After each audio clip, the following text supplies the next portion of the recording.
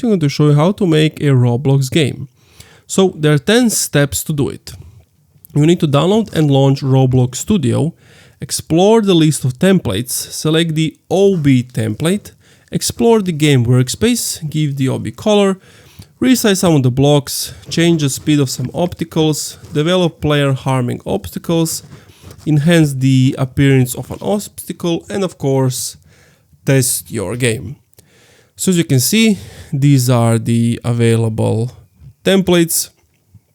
If you select this template, then this is how it's going to look like.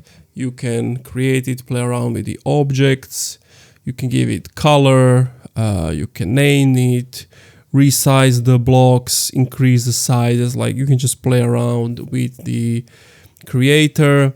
Of course, change the speed of some obstacles so they go like up and down or whatever.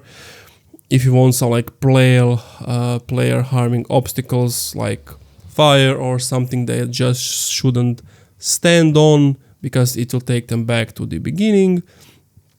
You can tilt an obstacle, and of course, once you're finished, you need to test your game to see is everything working properly, does something need to be modified, etc. And that's it. Thank you for watching this video. If you enjoyed, leave a like, comment, subscribe.